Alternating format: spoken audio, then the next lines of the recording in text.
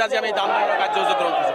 যদিও আমি 10টা দাবী উত্থাপন কৰিছোঁ, কিন্তু আজি সংখ্যালঘু সমাজ, বিশেষকৈ ধৰ্মীয় সংখ্যালঘুৰ ভাষিক সংখ্যালঘুসকল অসমৰ মুখ্যমন্ত্ৰীৰ নেতৃত্বত নিৰাপদ নহয়।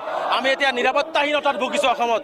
আজি শৈক্ষিকভাৱে হওক, ৰাজনৈতিকভাৱে হওক, সামাজিকভাৱে হওক, সকলো ক্ষেত্ৰতে অসমৰ মুখ্যমন্ত্ৰী হিমন্ত বিশ্ব শৰ্মা ডাঙৰীয়াই আমাৰ ওপৰত নিৰ্মম অত্যাচাৰ চলাইছে। সেই নিৰ্মম অত্যাচাৰ বন্ধ কৰাৰ দাবীৰে আজি আমি দিল্লীত ৰাজপথত বহিছোঁ। আমাৰ প্ৰথম কথা হৈছে বানপানীৰ সমস্যাই লাখ লাখ মানুহক আজি গৃহহীন কৰিছে। গৰাখহনীয়াত পৰি মানুহ আজি গৃহহীন হৈ গৈছে। সেই বানপানীৰ সমস্যাটোক ৰাষ্ট্ৰীয় সমস্যা হিচাপে ঘোষণা কৰাৰ দাবী আমি উত্থাপন কৰিছোঁ। লগতে আপোনালোকে জানে যে ডি ভোটাৰৰ নামত ভাৰতীয় নাগৰিকক অমানৱীয়ভাৱে 97ৰ পৰা আজিৰ তাৰিখলৈকে ভাৰতীয় নাগৰিকসকলৰ ওপৰত অন্যায় কৰি ফৰেনাৰ ট্ৰিব্যুনেলৰ জৰিয়তে তেওঁলোকৰ ডিটেনশ্যন কেম্পত ভৰোৱা হৈ আছে। মই মুখ্যমন্ত্ৰীক আজি চেলেঞ্জ কৰিছোঁ যে ডিটেনশ্যন কেম্পত থকা 98% মানুহ ভাৰতীয় নাগৰিক। মই চেলেঞ্জ কৰি ক'ব পাৰোঁ, কাৰণ তাতে এফটি কোৰ্টে ফৰেনাৰ ট্ৰিব্যুনেলে বিদেশী বনায়, হাইকোৰ্ট আৰু সুপ্ৰিম কোৰ্টে তেওঁলোকক ভাৰতীয় বুলি ঘোষণা কৰে। মাক ভাৰতীয় হয়, বাপেক ভাৰতীয় হয়, ভায়েক ভাৰতীয় হয়, ভনীয়েক কেনেকৈ বিদেশী হ'ব পাৰে? গতিকে এটা চক্ৰান্ত ষড়যন্ত্ৰমূলক সংখ্যালঘু সমস্যা আছে। তাৰ মাজতে মই এটা প্ৰশ্ন সুধোঁ। ইতিমধ্যে এটা কথা চৰ্চা চলিছে, আপুনিও জানে, উজনি আৰু নামনিক লৈ পেলাই এটা বিভেদ সৃষ্টি হৈ আহিছে। বিশেষকৈ মুখ্যমন্ত্ৰীগৰাকীয়ে কৈছে যে উজনি অসমলৈ মিয়া যাবলৈ দিয়া নহ'ব। এনেধৰণৰ বক্তব্য কি ক'ব আপুনি? চাওক, আমি উজনি নামনি কেতিয়াও ভাগ কৰা নাই। ধুবুৰীৰ পৰা শদিয়ালৈকে আমাৰ এখনেই অসম, এখনেই বৰ অসম। আমি শান্তিৰ অসম বিচাৰোঁ। শংকৰদেৱ গুৰুজনা, মাধৱদেৱ গুৰুজনা, আজান ফকীৰ গুৰুজনাই বিচৰা অসমখন আমি বিচাৰোঁ। হিমন্ত বিশ্ব শৰ্মাই হিংসা বিয়পোৱা, ঘৃণা বিয়পোৱা অসম আমাক নালাগে। হিমন্ত বিশ্ব শৰ্মাৰ অধিকাৰ নাই কোনে ক'ত যাব, কোনে ক'ত খাব। হিমন্ত বিশ্ব শৰ্মাৰ অধিকাৰ নাই। গতিকে কোনোবা মানুহ কোনোবা কাম কৰিব যাব, চাকৰি কৰিব যাব, সেই সূত্ৰে যাব। কোনোবা বিদেশী যদি যায়, বিদেশী ধুবুৰীত আহিলেও আমি ৰক্ষণাবেক্ষণ নিদিওঁ।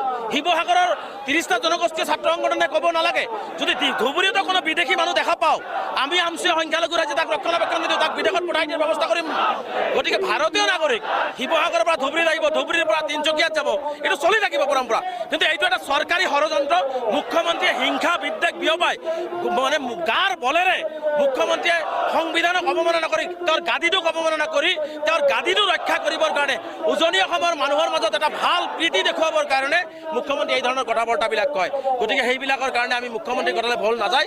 আমি আমাৰ অসমখন সকলো জাতি জনগোষ্ঠী ধৰি ৰাখিব লাগিব। আজি আমি সেইকাৰণে আমি চৰৰ মাটিৰ পাট্টাৰ কথা কৈছোঁ। আজি আমি জাহাংগীৰৰ আৰু ধিঙৰ ঘটনাটো CBI ইনকুৱাৰীৰ কথা আমি দাবী উত্থাপন কৰিছোঁ। লগতে আজি আমি যিমান ভূমিহীন মানুহ আছে, ভূমিহীন মানুহখিনিক আজি মাটিৰ ব্যৱস্থা কৰিব লাগে, তাৰ কাৰণে কৈছোঁ। লগতে আমি আজি দাবী উত্থাপন কৰিছোঁ, যিমান মানুহ উচ্ছেদিত হ'ল পুনৰ সংস্থাপন লাগে। 3000 ছাত্ৰ ছাত্ৰীয়ে, মুখ্যমন্ত্ৰীয়ে কয় মুছলমানৰ ল'ৰা ছোৱালী ডক্টৰ ইঞ্জিনিয়াৰ হ'ব লাগে। 3000 ছাত্ৰ ছাত্ৰী আপুনি বলডুজাৰ দি ঘৰ ভাঙি, স্কুল ভাঙি, শিক্ষাৰ পৰা বঞ্চিত কৰিছে। তাৰ পৰা আপোনাৰ মিছেছৰ বিদ্যালয়ত 10জন ছাত্ৰ ছাত্ৰীক ডক্টৰ বনাই দেখুৱাই দিয়ক না, তেতিয়া ভাবিম যে হিমন্ত বিশ্ব শৰ্মাই মুছলমানক ভাল পায়, মুছলমানৰ ছাত্ৰ ছাত্ৰীক ডক্টৰ ইঞ্জিনিয়াৰ বনাব বিচাৰে। মিছা কথা কৈ আভুৱা ভৰি লাভ নাই। গতিকে সমগ্ৰ হিমন্ত বিশ্ব শৰ্মা দিল্লীত আহি সমগ্ৰ অসমৰ কথা মিছা কথা কৈ, অসমৰ মান সন্মান লাঘৱ কৰি, অসমৰ মাজত বিভাজন কৰি, অসমখন ধ্বংস কৰি তেওঁক গাদী ৰক্ষা কৰিব বিচাৰিছে। এটা কথা মনত ৰখাও ভাল যে মুখ্যমন্ত্ৰী ডাঙৰীয়া যিমানে হিংসা বিদ্বেষ কৰিব, সিমানেই কিন্তু তেওঁৰ অধপতন হ'ব, সিমানেই চৰকাৰখনৰ অধপতন হ'ব। মানুহ দিনক দিনে বুজি